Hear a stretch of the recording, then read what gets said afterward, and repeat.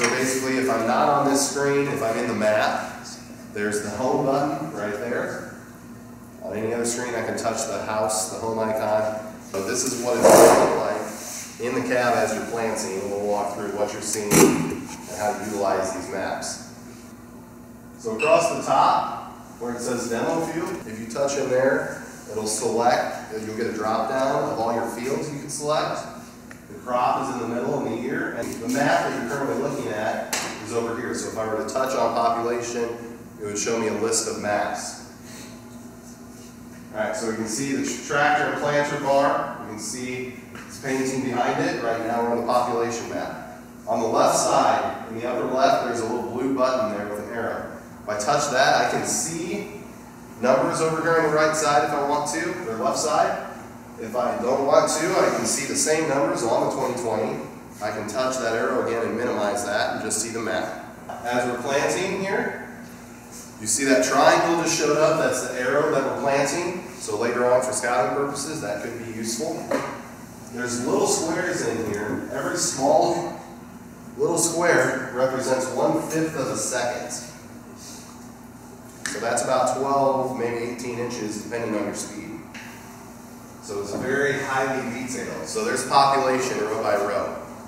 If we go back to where we started this demo, we can see this planter had 3 hydraulic motors, and each one planted a little bit different population there when we started.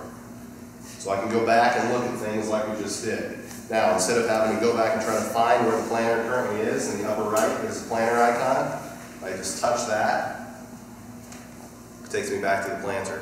Want to change maps? I'm going to touch on population. I get the whole list of different maps I can see. So we talked about hybrids. I'm going to touch on hybrid. So now I've got 2 hybrids set up on the planter right now. It's showing what rows they're on here and mapping them by the row.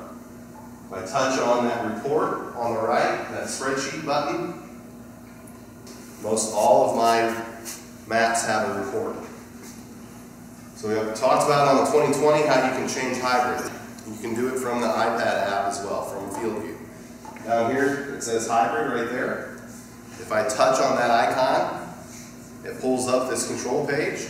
Any changes you make on the 2020 when you're plugged in here, sync to your iPad. Any changes you make on the iPad, sync and change to 2020. So you don't have to do it twice, just once. You can do it in both places. It doesn't matter where you do it. There's no right or wrong. They talk to each other. But I would just get used to one so I'm consistent with using one. Now for a lot of the reports, like population, speed, downforce, if I touch the legend, I just touched it, now you can see it says edit or minimize. If I hit minimize, it shrinks it. If I tap it again and I hit edit, now I can change my minimum, a maximum, and the number of ranges I have. There's a button right here, it's the split view button. So if I touch that, I can look at 2 maps side by side. So there's speed and population. Let's pull up speed beside good ride. Pull up the legends here.